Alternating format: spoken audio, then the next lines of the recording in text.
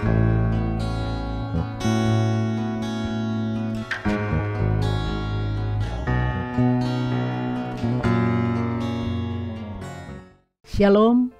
damai di hati. Sungguh suatu sukacita di hari ini kita boleh ada bersama dalam program Gerakan Membaca Alkitab 365 hari.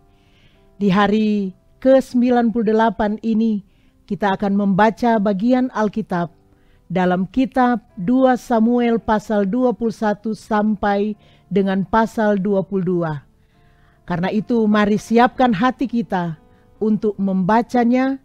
Sebelumnya mari berdoa. Bapa Sorgawi, saat ini kami hendak membaca, mendengar, dan merenungkan kebenaran firman-Mu.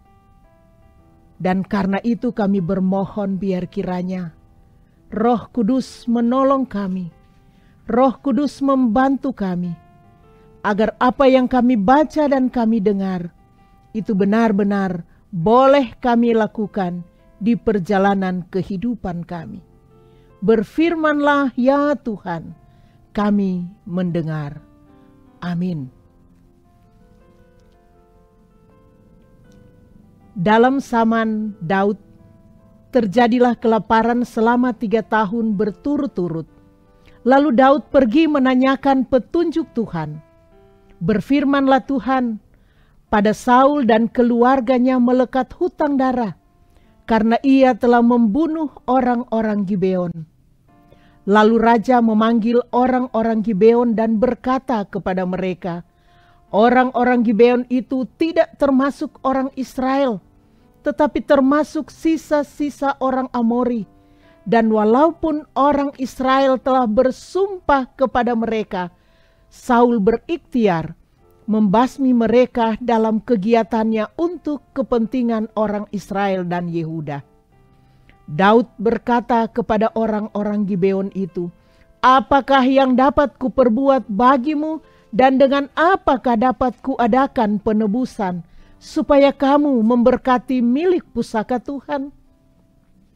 Lalu berkatalah orang-orang Gibeon itu kepadanya, bukanlah perkara emas dan perak urusan kami dengan Saul serta keluarganya.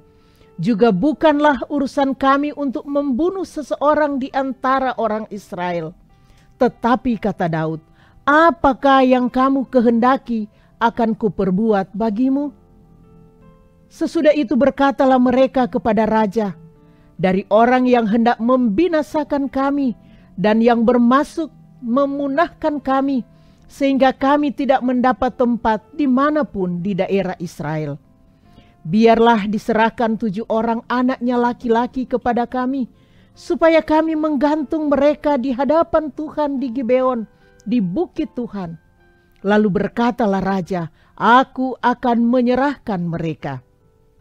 Tetapi raja merasa sayang kepada Mephiboset bin Yonatan bin Saul, karena sumpah demi Tuhan ada di antara mereka, di antara Daud dan Yonatan bin Saul.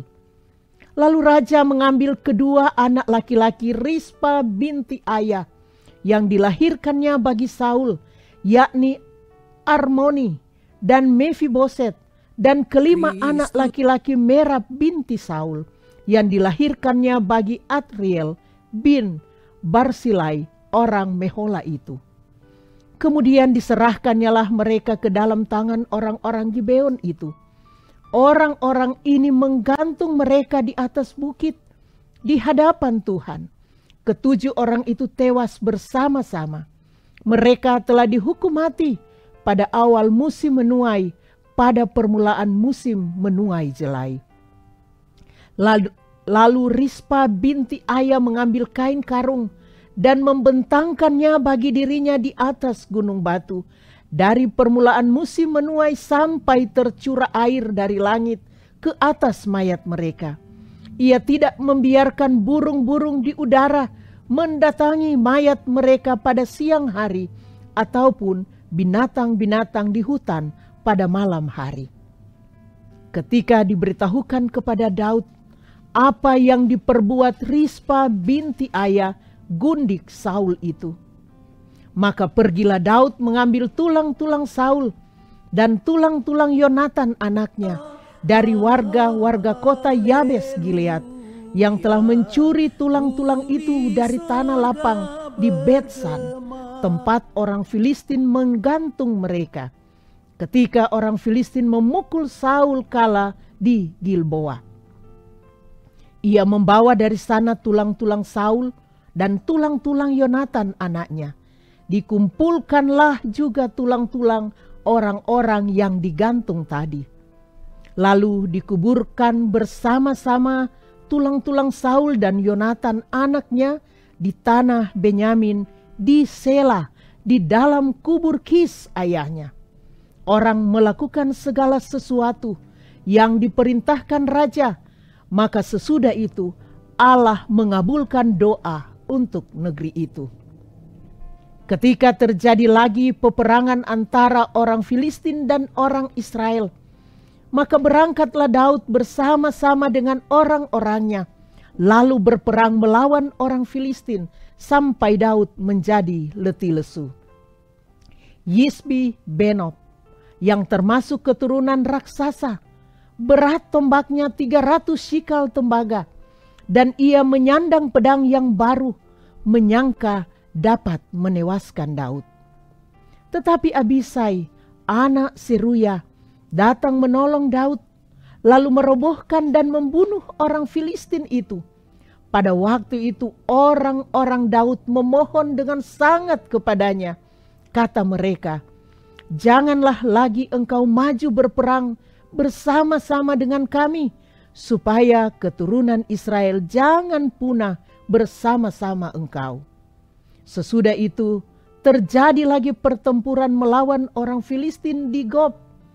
Pada waktu itu Sibkai, orang Husa, memukul Kalasaf yang termasuk keturunan raksasa. Dan terjadi lagi pertempuran melawan orang Filistin di Gob. Elhanan bin Yaare Oregim, orang Betlehem itu, menewaskan Goliat, orang Gad itu, yang gagang tombaknya seperti pesa tukang tenun. Lalu terjadi lagi pertempuran di Gad, dan di sana ada seorang yang tinggi perawakannya, yang tangannya dan kakinya masing-masing berjari 6, 24 seluruhnya. Juga orang ini termasuk keturunan raksasa. Ia mengolok-olok orang Israel, maka Yonatan anak Simea, kakak Daud, menewaskannya. Keempat orang ini termasuk keturunan raksasa di Gad. Mereka tewas oleh tangan Daud dan oleh tangan orang-orangnya. Daud mengatakan perkataan nyanyian ini kepada Tuhan pada waktu Tuhan telah melepaskan dia dari cengkraman semua musuhnya dan dari cengkraman Saul. Ia berkata, "Ya Tuhan, bukit batuku, kubu pertahananku dan penyelamatku. Allahku, gunung batuku, tempat aku berlindung, perisaiku, tanduk keselamatanku, kota bentengku, tempat pelarianku, juru selamatku. Engkau menyelamatkan aku dari kekerasan. Terpujilah Tuhan, seruku, maka aku pun selamat daripada musuhku. Sesungguhnya gelora-gelora maut telah mengelilingi aku, banjir-banjir jahanam telah menimpa aku. Tali-tali dunia orang mati telah membelit aku, perangkap-perangkap maut terpasang di depanku. Ketika aku dalam kesesakan, aku berseru kepada Tuhan, kepada Allahku aku berseru, dan ia mendengar suaraku dari baitnya. Teriakku minta tolong masuk ke telinganya. Lalu bergoyang dan bergoncanglah bumi, dasar-dasar langit gemetar dan bergoyang, oleh karena bernyala-nyala murkanya. Asap membubung dari hidungnya, api menjilat keluar dari mulutnya, bara menyala keluar daripadanya. Ia menekukkan langit, lalu turun, kekelaman ada di bawah kakinya. Ia mengendarai kerup, lalu terbang, dan tampak di atas sayap angin. Dan ia membuat kegelapan di sekelilingnya menjadi pondoknya, air hujan yang gelap, awan yang tebal. Karena sinar kilat di hadapannya bara api menjadi menyala. Tuhan menggunturkan dari langit, yang maha tinggi memperdengarkan suaranya. Dilepaskannya panah-panah, sehingga diserahkannya mereka, yakni kilat-kilat, sehingga dikacaukannya mereka. Lalu kelihatanlah dasar-dasar laut, alas-alas dunia tersingkap karena hardikan Tuhan, karena hembusan nafas dari hidungnya. Ia menjangkau dari tempat tinggi, mengambil aku, menarik aku dari banjir. Ia melepaskan aku dari musuhku yang gagah, daripada orang-orang yang membenci aku, karena mereka terlalu kuat bagiku. Mereka menghadang aku pada hari sialku, tetapi Tuhan adalah sandaran bagiku. Ia membawa aku keluar ke tempat lapang. Ia menyelamatkan aku, karena ia berkenan kepadaku. Tuhan memperlakukan aku sesuai dengan kebenaranku. Ia membalas kepadaku sesuai dengan kesucian tanganku. Sebab aku tetap mengikuti jalan Tuhan, dan tidak menjauhkan diri dari Allahku sebagai orang fasik. Sebab segala hukumnya kuperhatikan, dan dari ketetapannya aku tidak menyimpang. Aku berlaku tidak bercela kepadanya, dan menjaga diri terhadap kesalahan. Karena itu Tuhan membalas kepadaku sesuai dengan kebenaranku, sesuai dengan kesucianku di depan matanya. Terhadap orang yang setia engkau berlaku setia, terhadap orang yang tidak bercela engkau berlaku tidak bercela. Terhadap orang yang suci engkau berlaku suci, tetapi terhadap orang yang bengkok engkau berlaku belat-belit.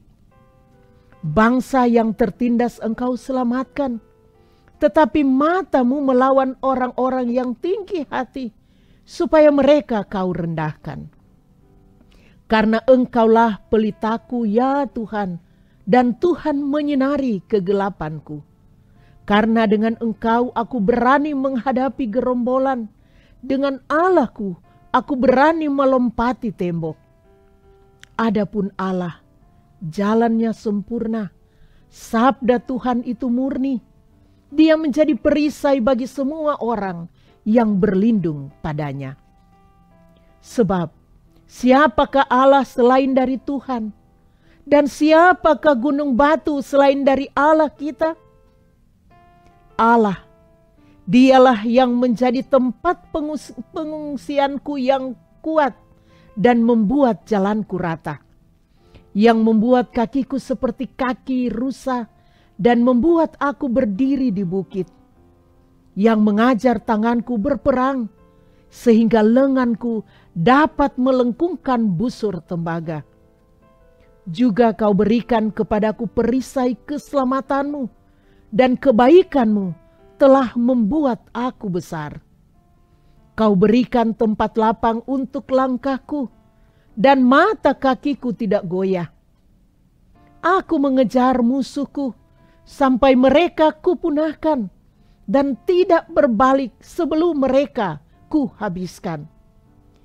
Aku menghabiskan dan meremukkan mereka, sehingga mereka tidak bangkit lagi, dan mereka rebah di bawah kakiku. Engkau telah mengikat pinggangku dengan keperkasaan untuk berperang. Engkau tundukkan ke bawah kuasaku orang yang bangkit melawan aku. Kau buat musuhku lari daripadaku. Orang-orang yang membenci aku, mereka kubinasakan. Mereka berteriak minta tolong, tetapi tidak ada yang menyelamatkan. Mereka berteriak kepada Tuhan, tetapi Ia tidak menjawab mereka. Aku menggiling mereka halus-halus seperti debu tanah. Aku menumbuk mereka dan menginjak-injak mereka seperti lumpur di jalan. Dan engkau meluputkan aku dari perbantahan bangsaku. Engkau memelihara aku sebagai kepala atas bangsa-bangsa, bangsa yang tidak kukenal menjadi hambaku. Orang-orang asing tunduk menjilat kepadaku. Baru saja telinga mereka mendengar, mereka taat kepadaku. Orang-orang asing pucat layu dan keluar dari kota, kubuhnya dengan gemetar. Tuhan hidup, terpujilah gunung batuku, dan tinggikanlah kiranya Allah, gunung batu keselamatanku. Allah yang telah mengadakan pembalasan bagiku, yang telah membawa bangsa-bangsa ke bawah kuasaku, dan yang telah membebaskan aku daripada musuhku. Dan engkau telah meninggikan aku, mengatasi mereka yang bangkit melawan aku. Engkau telah melepaskan aku daripada penindas. Sebab itu, aku mau menyanyikan syukur bagimu ya Tuhan, di antara bangsa-bangsa, dan aku mau menyanyikan mazmur bagi namamu. Ia mengaruniakan keselamatan yang besar kepada raja yang diangkatnya, dan menunjukkan kasih setia kepada orang yang diurapinya, kepada Daud dan anak cucunya untuk selamanya. Mari berdoa. Terima kasih Tuhan, sebab oleh perkenanan-Mu kami sudah boleh membaca Alkitab. Terima kasih Tuhan, mampukanlah kami untuk melakukan setiap firman di perjalanan kehidupan kami ini. Dalam nama Tuhan Yesus kami berdoa. Amin. Demikianlah pembacaan Alkitab di hari ini. Tuhan Yesus memberkati kita. Amin.